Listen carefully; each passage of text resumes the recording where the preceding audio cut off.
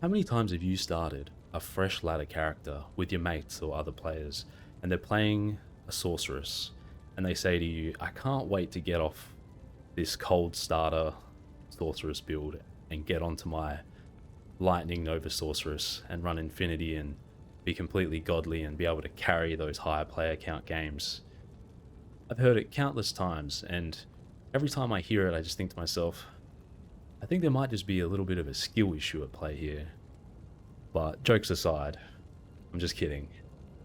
Nova Sorceress is definitely better than Cold Sorceress. However, it's not. Cold Sorceress is not as bad as you guys make it out to be. And I'm going to show you how and why. And it's about how you play the build. Firstly, I'm going to go through how the current meta Infinity Nova Sorc works, right? You want as many points as you can into energy. You don't really need vitality, enough strength and dex to wear your gear. You want to get a Scythe Infinity, which has a huge amount of lightning pierce, conviction aura to even lower the immunities and resistances, even lower on lightning. You want a Griffin's Eye for faster casts, more lightning pierce, more lightning damage. You want Viper Magi, a high FCR amulet, hopefully a 20, 2 FCR rings if you can't get a 20 FCR amulet, Frostburns for the mana, and Silk Weaves or whatever boots you like really, but Silk Weaves are good to replenish mana on kill, keep your mana high.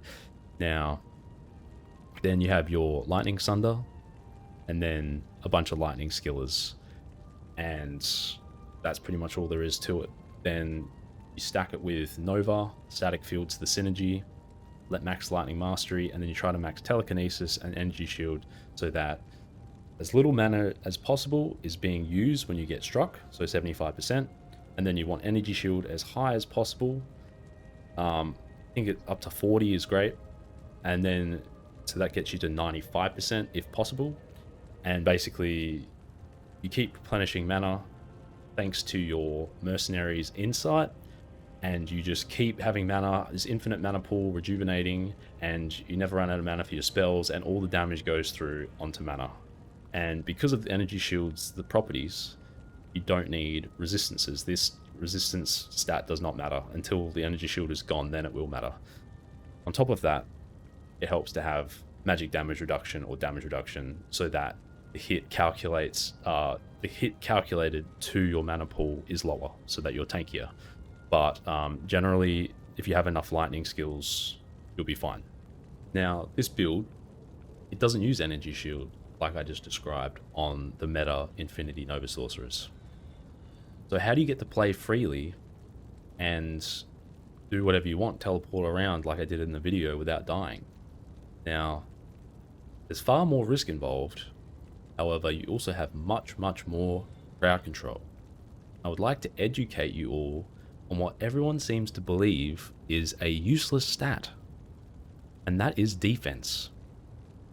Now, defense is huge for this build. Massive, incredible. And this is how you avoid getting hit. Now, you could say, why don't you use max block? The issue with block is that you get put into block animation frames. We want to be able to freely cast our spells as if we have energy shield and just keep spamming spells without being interrupted. The best way to do that is to avoid getting hit altogether. So, you're going to learn some things. High defense is good, especially on Cold Sorceress. Now, before I show the gear, I'm going to show you that I have a Defiant Mercenary, 260% bonus defense. What else gives you bonus defense on a Cold Sorceress? Oh yeah, that would be Chilling Armor. So 240 plus 260, that seems like a big number. And then what if we use a really high defense armor, like, I don't know, Shaft Stop, Ethereal, nearly 2.5k armor by itself? What do you know? Nightwing's Veil is a Cold Sorceress item and has reduced requirements, but because it's a Spired Helm, has a shitload of armor.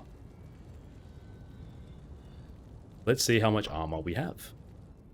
So I was just waiting for a moment for the Mercenaries Defiance aura to kick in, and we have nearly 20,000 defense. So the enemies nearby have less than 20% chance to hit us. That, on top of the fact that we use cold spells, and I'm holding a Doom, if you haven't noticed yet. These enemies are attacking incredibly slowly, and you're probably going to kill them before they even have a chance to land a hit. Now, on the off chance that they do, this is why I'm using Shaft Stop in particular and not some other high defense armor. It's so that we have the 30% physical damage reduction. There's a cap of 50 in this game, but with this build it felt like 30 was a good number. Now, this is also useful for enemy attacks where you cannot cannot avoid being hit. For example, the Succubus's Blood Star, those little Blood Star balls that they cast at you, they always land when they hit you. So it helps to have damage reduction because they hit you for physical damage, right? They hit you for physical damage, and they always hit. So you cannot avoid them. You have to physically dodge them to avoid being hit, okay? But you can block them. However, most of the time we're in situations where we don't want to use block. We just want to be able to cast spells and act as if we're just not getting hit, like they just can't touch us, right? Now, as for the rest of the gear, we want to be running a Doom for the negative 60% enemy cold res. And the reason for that is ever since the introduction of Sunder Charms, well, shortly after, they made it so that Cold Mastery works at 1/5 of its effectiveness, which means 1 point in the Cold Mastery is only adding -1 cold resist to enemies that were immune before the Sunder Charm, right? So what that means is Cold Mastery isn't very good anymore, and that's kind of where this whole Cold Sorceress sucks thing started, right? I admit it was a fair nerf, and I think what would be fairly reasonably balanced is if they maybe made it a quarter or a third instead of 1/5. Changes to lower resist and conviction, I'm not so sure on, but so this is why we only have 1 point in the Cold Mastery for this build. Now, as for the other items, so we have Night Wings with a -5 facet, and 5/5 facet. We obviously use this for the 20% to cold skill damage. This is a huge buff to damage for Cold Sorceresses. The 2 to all skills is also very useful for damage and for your call to arms being stronger. We also have a 220 Sorceress Amulet. You don't necessarily need it to be 220. I'm actually overcapped by 10 because I'm using 2 10 FCR rings instead of an SOJ, which, I mean, I could in this situation, but just to be fair, I mean, it's pretty hard to find a 220 amulet. And we're running a Spirit Shield, and this is so that we have high FCR, 2 to all skills, also very useful, and we have some resistance boots. Whatever resist you need, try to get them capped for this build, okay? Because you are going to get hit. This is not like an energy shield sorceress where you're impervious to spells. So having capped resists is a very good idea. Mage Fist also for the FCR. And then on swap, we have Call to Arms for battle orders, and Spirit again just to buff the battle orders up. As for stats, we want enough strength to hold our Spirit 156. And we have enough dex to hold your items, and pretty much the rest into vitality, because we are going to get hit when there's a lot of enemies surrounding you. 20% chance to get hit, that still adds up, right? Now,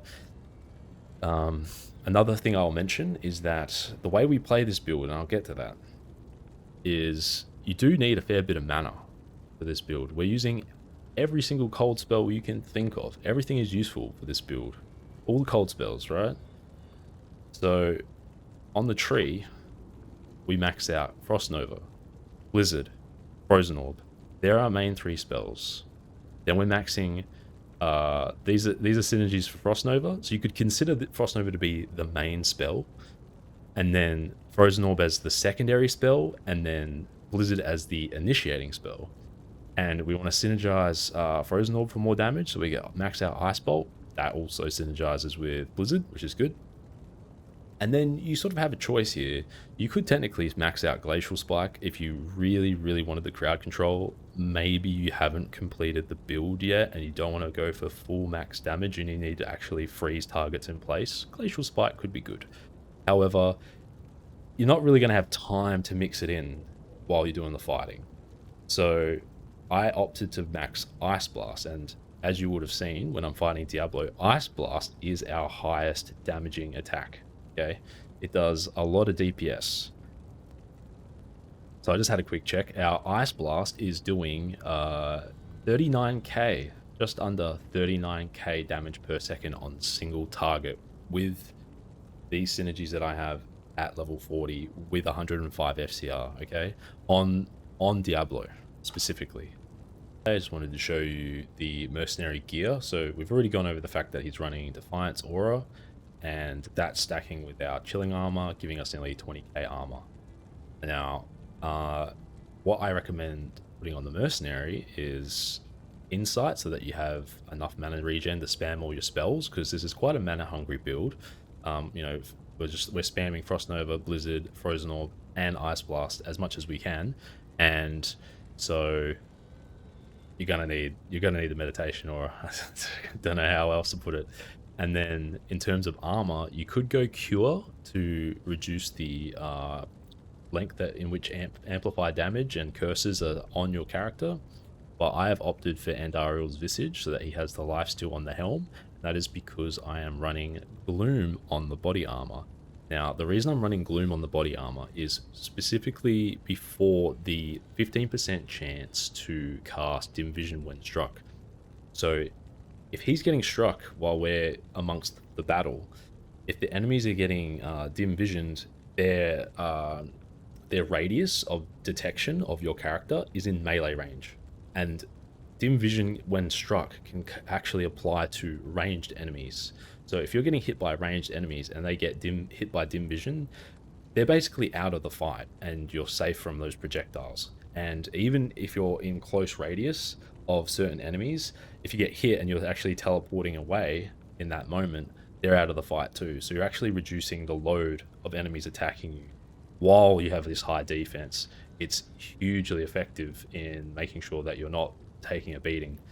Now, it also has a load of resistances, which is really useful, and it's high defense, which is awesome because it's also happening to stack with his Defiance, his own Defiance. So he's doing really well. Now let's do a quick Baal Run and just see how we go. I'll show you the build, how it plays out.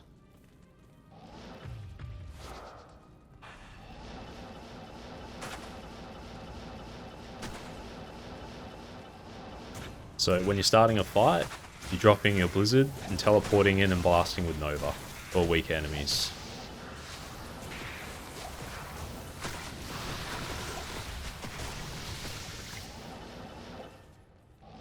Now, my explanation for why I'm using Nova in between my attacks is that Blizzard, while it hits very hard and people love the damage of Blizzard, it can be quite inconsistent. It kind of misses enemies. But then coming in and using Nova in between the cooldown of Frozen Orb is very effective.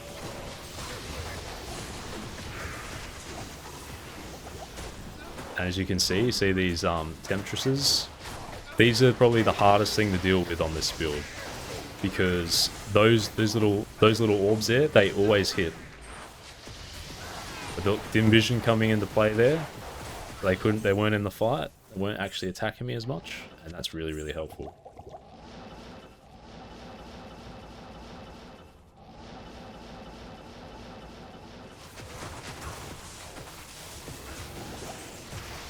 Also forgot to mention, after you use your Blizzard, you can also start staticking as well. I do have 1 point into static there, and it has got enough radius to do well.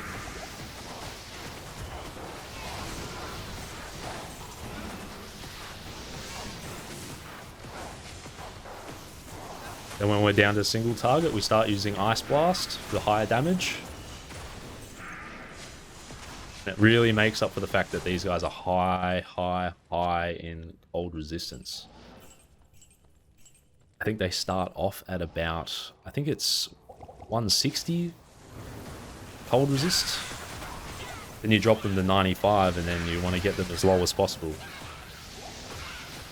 With this setup, I believe it takes them to -1 at the moment, which is not nearly as good as the lightning spec Nova Sorc. That takes them down to like -50, which is as low as you can take enemies in this game.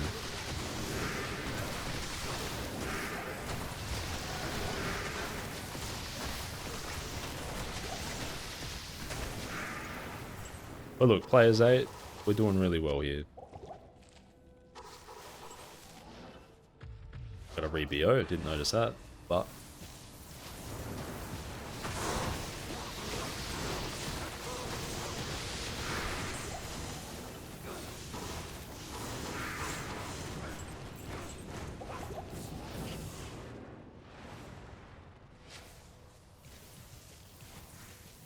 I did mention this is players 8, right? Yeah.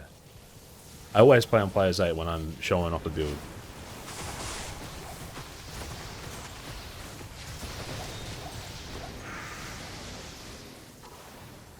And you see, weaving these spells into each other really makes up for the fact that cold does less damage than specs.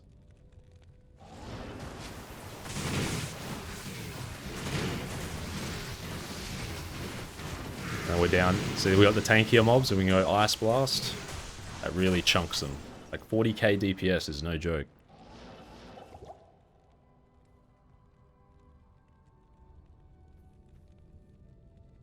Now, I know Baal has high cold resist, so he can be troublesome. But let's see how we go.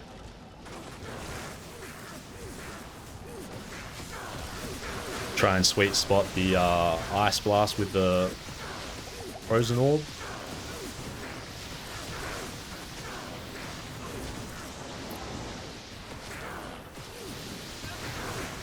Three Ice Blasts, then a Frozen Orb.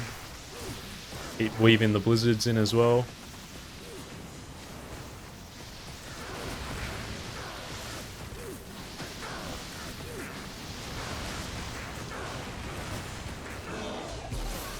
And there it is.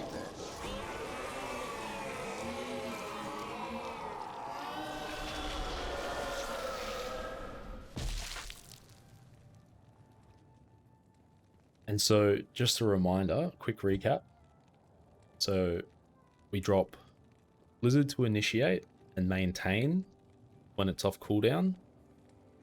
We use Nova and Frozen Orb in between that. So, you're dropping a Blizzard, teleport in, start Novaing, and then try and sweet spot enemies as you see fit with Frozen Orb, or even throw them out in between your Frost Novas.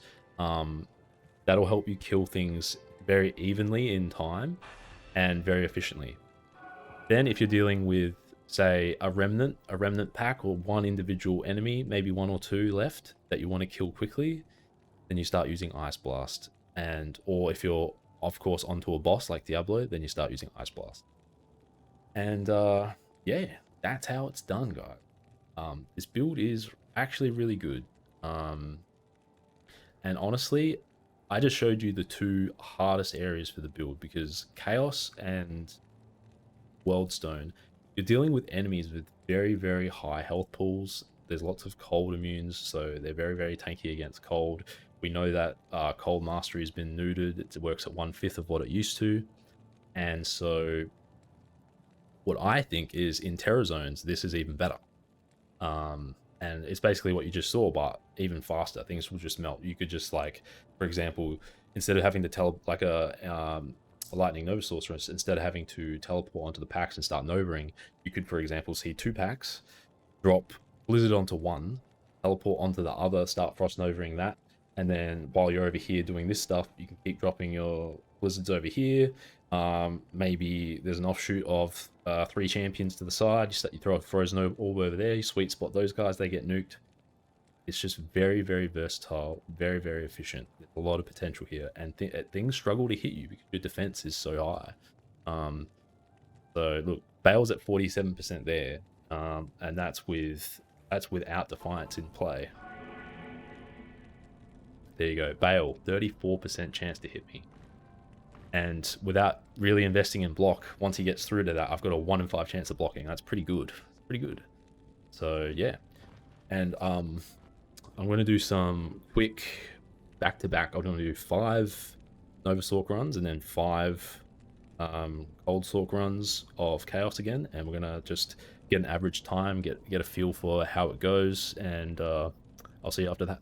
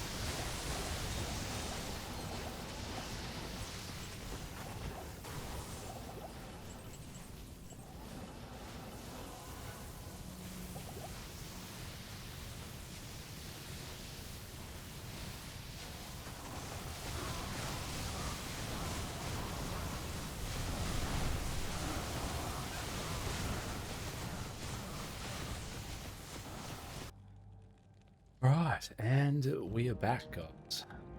And it looks like we had an average of 5560 for the Infinity Nova Sorceress, and we had an average of 54.42 for the Cold Sorceress. So bear in mind, this is a very small sample size. I think that Nova, over time, as you don't have to think as much, would come out being more efficient. But it goes to show, I just wanted to give you guys an example to show that Cold Sorceress can be very rewarding based on how you play it. And yeah, and I'd also want to go over some alternative gear choices. So, I tried out some other gear types before coming to this conclusion with using the shaft stop. So, some alternatives that you could use based on how you go with building the character. Because what is good about this character is there's different ways you could build it as you see fit. So, if say you need the damage reduction, you could use a storm shield instead. And you could also apply max block on top of your high defense if you really wanted to. Now the issue is with running something like Storm Shield is you're going to lose your fast cast rate, your 35% on Spirit. So so you could run a Storm Shield, get high block. I also tried out using Q Hegan's Wisdom, which I think is a really underrated armor. It's really good. If you have any mana issues, mana on kill is also nice. So I thought this was a good option to go. You could potentially add a low level energy shield to this build and you try to opt for some mana on kill to help out. And in mentioning mana on kill, you could use a lidless and up it to a troll nest because that's quite high defense, quite nice, and still quite a low strength requirement. And you could add a facet to that, do more damage with that. Always a good option. So I did try out Q Hegan's plus lidless. Now, it's actually very solid in terms of potential damage. The only thing is, the reason I really think you need like 30% damage reduction either on your armor or maybe your shield is that those enemies, like the succubus, those moves that will always hit regardless of defense, I think that is a situation where it's very likely that you might die. So having the damage reduction is very helpful. Plus, if you get curse like amplified damage or decrepify, it's gonna reduce your defense as well and make you vulnerable. So damage reduction, I think, is very, very useful. You could get away if you know that there's not going to be really many enemies cursing you. You could just opt to go for more damage, basically. And what else have we got here? I also did try an Arcane's Valor. Also a very good option because you get quite a large boost to vitality and that hit recovery and some damage from skills. Quite a big fan of Arcane's Valor for this build. Also, if it's ethereal, it drops to 155 strength requirement, which is the same as a storm shield, so you could potentially do something there. I also tried out a 220 diadem for a bit more pierce. This is also a good option. There's lots of good options you can do here. And I also tried Guardian Angel for trying to cap out at 90 all resists. And that also worked really great, and it also improves your chance to block. So if you did go the block route, you'd try Guardian Angel. It's got a lot of defense, so you'd get a lot out of that. So yeah, lots of options you could take, very versatile, but keep in mind that you're going to need some sort of way of freely casting your spells without being put into hit stun, and it just becomes really, really difficult to play if you're getting hit a lot. And that's why I think defense is the best way to go. But yes, adding in some block absolutely could be really god tier. And so yeah. Another thing I wanted to mention finally, just the last mention, is that this build is so much cheaper than Infinity Nova Sword. A lot of people are dismissing Cold Sorceress right now. But all the cold gear is actually really, really cheap. Doom is significantly cheaper than going for an Infinity. You need 2 burrs for that. Doom, you only need Low is probably the most expensive rune in there, but Ohm Low Cham, it's a lot cheaper than 2 burr, especially early on in the ladder. And then Nightwing's Veil, getting a perfect one can be tricky, but it's still a lot cheaper than going for a Griffin's Eye. That's significantly more expensive, everyone knows that. Another thing I wanted to mention is, because we use static on our initiation, after dropping your Blizzard, Griffin's Eye is actually not a bad option on this build, because the enemy lightning pierce on the Griffins is going to make you actually boosts your static effectiveness, so you might have to drop like 1 or 2 less statics to get enemies to half health. This can be quite efficient. Plus, if you do need that extra 5% over what a normal diadem would give you for faster cast rate, it's pretty good. And Wonder All Skills, it's actually quite solid. So you could opt to go for a cheap Griffins, just one that rolls really low and someone's selling for cheap. You could do that. Has a nice flat up to 200 defense roll bonus on top, so that's good defense too. So there's some options for you guys to think about, and yeah, I just wanted to open your eyes up to the possibility that honestly all Sorc builds are going to be strong. Sorcs are very, very strong, and if you play it the right way, it can be very rewarding. I don't think this build's better than Lightning Nova Sorceress. I think that's still going to sit happily at the top of the tier list, but who knows what will happen with future updates. So this might be a good video to come back to if Cold somehow makes its way back and you just want to play the top meta builds. Who knows? We'll see. So thank you very much for watching. I know it was a long one. Let me know in the comments what you think. Have you done something similar before with your builds? And yeah, look forward to seeing some more content. Cheers.